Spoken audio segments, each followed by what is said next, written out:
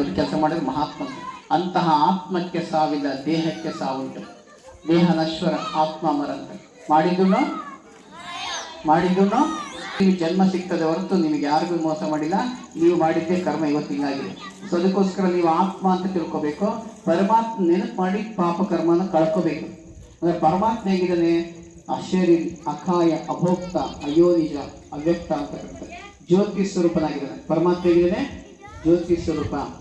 ದೇವ್ರ ಮುಂದೆ ದೀಪ ಹಚ್ತೀವಲ್ಲ, ಅದೇ ಪರಮಾತ್ಮ ಸ್ವರೂಪ. ದೇವ್ರನ್ನ ಇಟ್ಕೊಳ್ಳೋಕೆ ಅದನ್ನ ಹಚ್ಚೋದು ಚಂದಕ್ಕೆ. ಇಲ್ಲಿ ಹಣೆಗೆ ಹಚ್ಕೊಳ್ಳೋದು ನಾನು ಆತ್ಮ ಇದ್ದೀನಿ ಅಂತ ತೋರಿಸ್ಕೊಳಕ್ಕೆ. ಸ್ನಾನ ಮಾಡಿದ ತಕ್ಷಣ ಯಾಕೆ ಹಚ್ಕೋತಾರೆ? ಈಗ ಆತ್ಮ ಇದ್ದೇನೆ. ನಾನು ಆತ್ಮಕ್ಕೂ ಸಾವಿಲ್ಲ, ಆತ್ಮಕ್ಕೆ ತಂದೆ ಪರಮಾತ್ಮಗೂ ಸಾವಿಲ್ಲ. ಪರಮಾತ್ಮನ ಜ್ಯೋತಿ ಸ್ವರೂಪ, ನಾವು ಆತ್ಮನ ಜ್ಯೋತಿ ಸ್ವರೂಪ. ನಾವು ಸತ್ತ ದೀಪ ಹಚ್ತಾರೆ, ಅವಾಗ ಅಷ್ಟೇ ಗೊತ್ತಾಗುತ್ತೆ ನಾನು ಜ್ಯೋತಿ ಸ್ವರೂಪ ನಾವು. ಪರಮಾತ್ಮಗೂ ಸಾವಿಲ್ಲ. ಆ ಪರಮಾತ್ಮ ನಮ್ಗೆ ಏನು ವ್ಯತ್ಯಾಸ ಅಂದ್ರೆ ಅದು ಹುಟ್ಟಲ್ಲ, ಸಾಯಿಲ್ಲ, ಪಾಪ ಇಲ್ಲ, ಪುಣ್ಯಿಲ್ಲ, ಸುಖ ದುಃಖ ಇಲ್ಲ. ಆ ವ್ಯತ್ಯಾಸದಲ್ಲಿ ನಾವು ಬಂದಿದ್ದೀವಿ. ಅದಕ್ಕೆ ಸಿಕ್ಕೊಂಡು ಬಿಡಿಸಕ್ಕೆ ಬಂದಿದ್ದಾನೆ. ಇದರ ಸಿಕ್ಕಾಬಿಟ್ಟಿದ್ದೀವಿ, ಹುಟ್ಟು ಸಾವಿಲ್ಲ.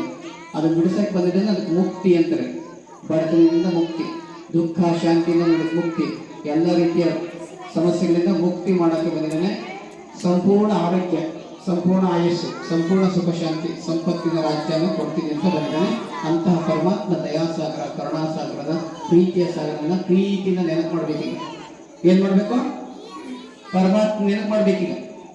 ಅರ್ಥಕ್ಕಂತ ಹೇಳೋದು ಈ ಸೃಷ್ಟಿ ನೋಡ್ತಾ ಇದ್ರೆ ಇಲ್ಲಿ ಕಾಣುತ್ತಾ ಇದು ನೋಡಿ, ಇದು ಕಾಣಿಸ್ತಾ ಇದೆ. ಇದು ಕಣ್ಣಿಗೆ ಹೋಗ್ತದೆ ಅಂತ ಹೇಳಿ ತೋರಿಸ್ತಾ ಇದ್ದಾರೆ ಈ ಚಿತ್ರದಲ್ಲಿ. ಹಳೆ ಮನೆ ಇದು ಮುರಿದು ಬೀಳ್ತದೆ, ಹೊಸ ಮನೆ ಕಟ್ಟಾಗ ಪರಮಾತ್ಮ ನೋಡಿ ಹೆಂಗ್ ಹೋಗ್ತಾ ಇದೆ. ಇದೆಲ್ಲ ಟಿವಿ ತೋರಿಸ್ತಾ ಇರ್ತಾರಲ್ಲ, ಇದೊಂದು 2 ನಿಮಿಷ ನೋಡ್ರಿ, ಆಮೇಲೆ ತೋರಿಸಿ ಹೇಳ್ತೀವಿ ಇದು ಹೆಂಗ್ ಹೋಗ್ತಾ ಇದೆ ನೋಡಿ. ಕಲಿಗಳು ಸ್ವರೂಪದಲ್ಲಿ ವಿಹರಿಸುತ್ತಿದ್ದರು. ಸರ್ವ ಪ್ರಾಣಿಗಳಲ್ಲಿಯೂ ಪ್ರೇಮ ಮತ್ತು ಸದ್ಭಾವನೆಯ ಭಾವವಿತ್ತು. ಆ ಜಗತ್ತಿನಲ್ಲಿ ಶ್ರೀ ಲಕ್ಷ್ಮಿ ಮತ್ತು ಶ್ರೀನಾರಾಯಣರ ರಾಜ್ಯವಿತ್ತು. ಆ ಸರ್ವ ಸಂಪನ್ನ ಯುಗದಲ್ಲಿ ಒಂದೇ ರಾಜ್ಯ, ಒಂದೇ ಧರ್ಮ ಮತ್ತು ಒಂದೇ ಭಾಷೆ ಇರುವ ಕಾರಣ ಪ್ರತಿಯೊಬ್ಬರೂ ಸುಖಿ ಮತ್ತು ಸಮೃದ್ಧರಾಗಿದ್ದರು.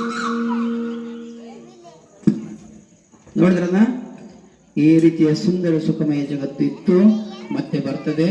ನಾವೇ ತಿಳ್ಕೊಂಡಿದ್ವಿ ನಾವು ಪುಂಕಲ್ದಾಗ ಇತ್ತು. ಅದಕ್ಕೆ ಪರಮಾತ್ಮ ಯಾಕೊಂಡ್ರೆ ನೀವು ದಾನ ಧರ್ಮ ಮಾಡಿದ್ರಿ, ಪುಣ್ಯಾತ್ಮರಿದ್ರಿ, ಬಹಳ ಭಕ್ತಿ ಮಾಡಿದ್ರಿ, ಅದಕ್ಕೆ ಫಲ ನಾನು ನಿಮಗೆ ಕೊಟ್ಟು ಹೋಗ್ತೀನಿ. ಅವರೆಲ್ಲ ಎಷ್ಟೊಂದು ಯುದ್ಧ ಮಾಡಿ ಸಾಯ್ತಾರೆ. ಅಮೆರಿಕ, ರಷ್ಯಾ 2 ಗ್ರೂಪ್ ಮಾಡ್ಕೊಂಡು ಹೊಡೆದಾಟ ಸಾಯ್ತಾರೆ. ಬಾಂಬ್ ಆಗ್ತಾರೆ, ನೋಡ್ತಿಲ್ಲ ಟಿವಿಯಲ್ಲಿ. ಇಷ್ಟರಲ್ಲಿ ಜೋರಾಗಿ ಆಗ್ತದೆ. ಆನೆ ಪಟಾಕಿ, ಲಕ್ಷ್ಮಿ ಪಟಾಕಿ ಬೀಳ್ತಾರೆ, ಸಣ್ಣ ಸಣ್ಣ ಬೀಳ್ತದೆ, ಈಗ ದೊಡ್ಡ ಬೀಳ್ತಾರೆ. ಅವ್ರವರೇ ಮೋಸ ಮಾಡಿದ್ದಾರೆ ನಮ್ಮ ದೇಶಕ್ಕೆ. ಅದಕ್ಕೆ ಅವರೇ ಮೋಸ ಬಿಟ್ಟು ಬಂದವರು ಮರ್ತ್ಕೋತೀವಿ. ಅದಕ್ಕೆ ಪರಮಾತ್ಮ ಹೇಳ್ತಾರೆ, ನಡೀರು ಮಕ್ಕಳೇ ಮನೆಗೆ ಹೋಗೋಣ, ಈ ಸೈಟ್ ಕ್ಲಿಯರ್ ಮಾಡ್ತೀನಿ, ಹೊಸ ಮನೆ ಕಟ್ತೀನಿ, ಗೃಹ ಪ್ರವೇಶ ಮಾಡುವಂತಾರೆ, ಅವಾಗ ಸುಖವಾಗಿರುವಂತ್ರಿ ಅಂತ. ನಾವೆಲ್ಲ ಚಿಕ್ಕ ಹುಡುಗರಿಂದ ಆಟ ಆಡ್ತೀವಿ, ನೀವೆಲ್ಲ ಆಡ್ತಿರಲಿಲ್ಲ. ಆಟ ಗುಟ್ಟ ಜೈ ಅಂತ ಹತ್ಬಿಡ್ತಾರೆ ನಮ್ಮ ಕಡೆ ಆಟ ಆಡೋದು.